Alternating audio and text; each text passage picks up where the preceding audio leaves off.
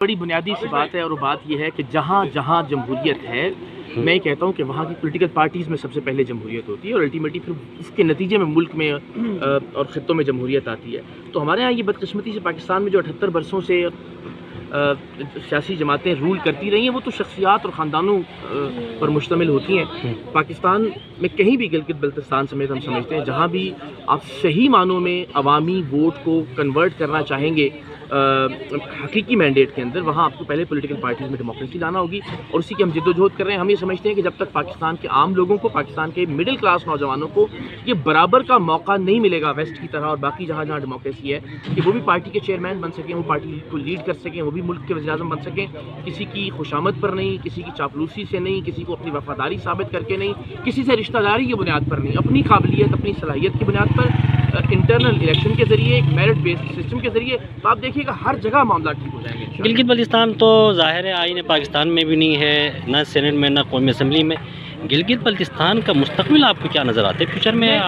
میں آپ کو بڑی دیانتداری سے عرض کروں، ابھی ہم نے ایک شعوری اور فکری تحریک کا آغاز کیا ہے نوجوانوں کو یہ باور کرانے کے لیے کہ بھائی اقتدار اور قیادت پر آپ کا بھی برابر کا حق ہے۔ آپ کیوں یہ سمجھ لیتے ہیں کہ لیڈر کی گاڑی کے ساتھ لٹکنا یا لیڈر کی گاڑی کے پیچھے بھاگنا ہی بس ہماری زندگی اور ہماری سیاست ہے؟ تو آپ بھی ذرا آگے آئیے۔ میں آنیسٹی سے آپ کو بتا رہا ہوں کہ گلگت بلتستان سے سب سے زیادہ نوجوان جو ہیں وہ ہم سے رابطہ کر رہے ہیں، وہ چاہتے ہیں کہ کسی ایسی تحریک کا حصہ بنے۔ اگر آپ چاہیں گے تو اپنے فون میں آپ کو جو ہم نے گروپس بنا رکھے ہیں وہ بھی دکھاؤں گا، تو جی بی سے بڑے شاندار اور بڑے انرجیٹک، بہت ہی موٹیویٹڈ نوجوان جو ہیں وہ آگے آ رہے ہیں، اور مجھے یقین ہے مستقبل بڑا شاندار ہے۔ بس تھوڑا سا یہ ذرا مائنڈ سیٹ کو تبدیل اگر ہم نے کر دیا نا کہ وہ جن لوگوں سے امیدیں وابستہ کرتے ہیں، جن شخصیات یا جن خاندانوں سے، ان کو تبدیل کر کے خود سے امید وابستہ کریں، خود پر اعتماد کریں، اور خود آگے آئیں، آپ دیکھیے گا بدل جائے گا۔ امیدیں تو ریاست پاکستان سے ہے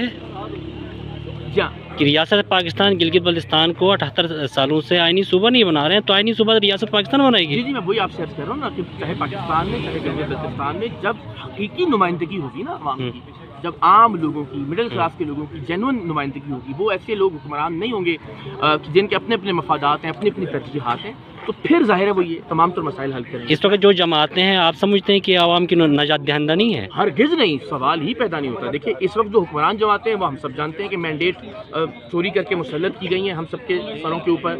ریجیکٹڈ نیریٹو ہے، یہ ریجیکٹڈ بیانیہ ہے، ریجیکٹڈ لیڈرز ہیں، ریجیکٹڈ سیاسی جماعتیں ہیں، اور جو سیاسی جماعت اس وقت مقبول ہے بدقسمتی سے وہ بھی کوئی حل پرووائڈ نہیں کر پا رہی ہے پاکستان کو، اس لیے وہ بھی ایک شخصیت کے گرد گھومتی ہے۔ اور کون سی جماعت؟ پاکستان تحریک انصاف، عمران خان صاحب کی جماعت کی بات کر رہا ہوں، کہ جب بھی آپ کسی شخصیت یا کسی ایک خاندان کے گرد پورا پولیٹیکل سسٹم یا پولیٹیکل پارٹی کو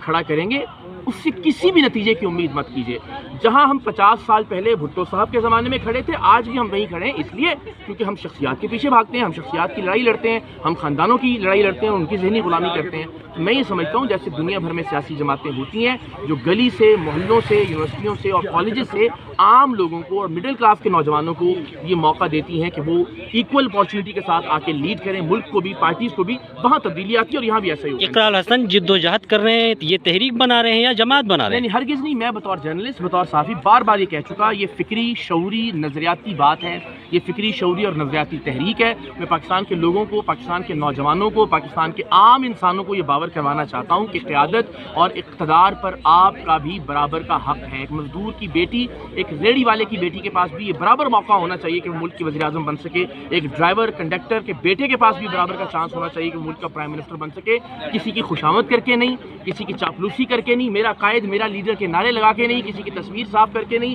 کسی کی رشتہ داری کی بنیاد پر نہیں، اپنی قابلیت کی بنیاد پر۔ وزیر اعظم تبھی بنیں گے جب آپ جماعت بنائیں گے یا کوئی بھی؟ کس طرح سے؟ میں وہی عرض کر رہا ہوں کہ ہم ایک فکری اور شعوری تحریک چلا رہے ہیں، اور میری خواہش بھی ہے اور میری کوشش بھی ہے کہ یہ تحریک ایک سیاسی جماعت میں کنورٹ ہو، لیکن میرا اس سیاسی جماعت میں نہ کوئی عہدہ ہو، نہ میرے پاس فیصلے کا کوئی اختیار ہو، کیونکہ وہ ایک اور شخصیت کی جماعت نہ بن جائے، وہ ایک ایسی جماعت ہو جو لوگوں کی ملکیت ہو، جو عوام کی ملکیت ہو۔ جب یہ پارٹی میں کنورژن ہو اس کے بعد میں اس سے الگ ہو جاؤں، اور پھر جو لوگ ہیں